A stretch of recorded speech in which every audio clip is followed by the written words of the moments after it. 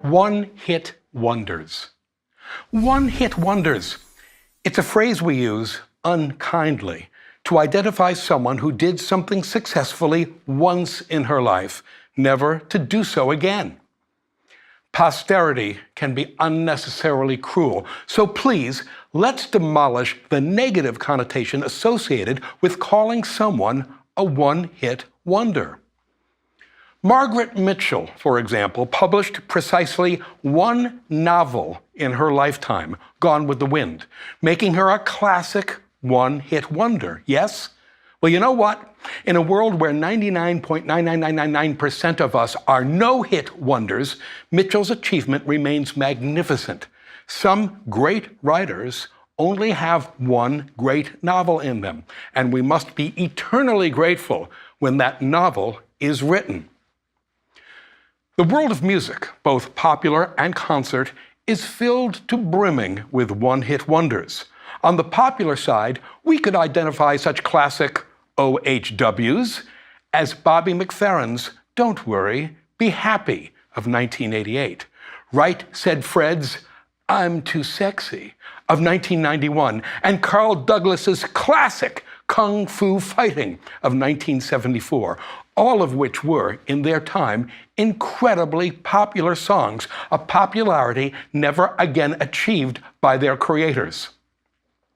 Concert music has seen its fair share of one-hit wonders as well. For example, the French composer Paul Dukas was horrified by the popularity of his orchestral poem, The Sorcerer's Apprentice of 1897, which overshadowed works he considered vastly superior. Other concert music one-hit wonders include Max Bruch's Violin Concerto in G minor of 1867, Engelbert Humperdinck's Hansel and Gretel of 1893, and Carl Orff's Carmina Burana of 1936. You know, we can only wonder how Johann Pachelbel would feel were he to know that his saccharine little Canon in D of 1694 is virtually the only music for which he is remembered today. Let us add to this list of musical one-hit wonders one Claude Joseph Rouget de Lisle, who wrote, during the night of April 25th, 1792, the words and music of a song he entitled War Song of the Army of the Rhine. Don't know it? Well, of course you do. Here's its first verse, as arranged for vocal soloists, chorus, and orchestra by Hector Berlioz.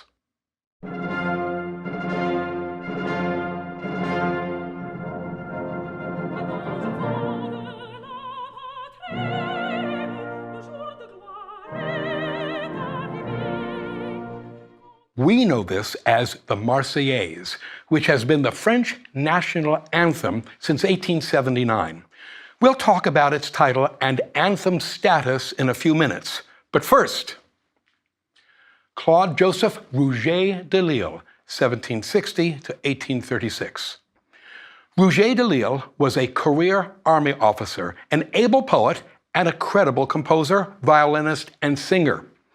On May 1st, 1791, he was posted to the French city of Strasbourg.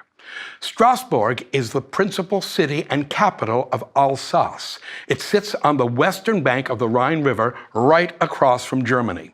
As such, both Strasbourg and Rouget de Lisle were directly in the crosshairs of the First Coalition, that alliance between Austria and Prussia that invaded France in July of 1792, intent on putting Louis XVI back on the French throne and on destroying the French Revolution. On April 20th, 1792, 3 months before the Austrian-Prussian invasion, France declared war on Austria.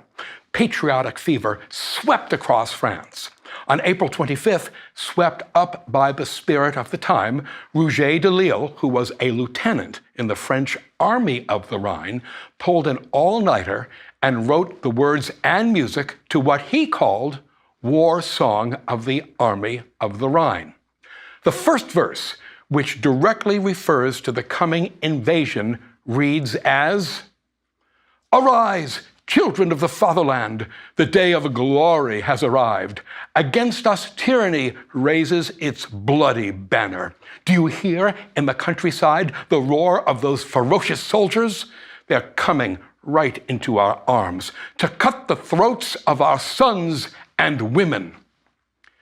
The chorus, which is sung after each of the many verses, goes as, "To arms, citizens, from your battalions, let's march, let's march. May the impure blood of our enemies water our fields."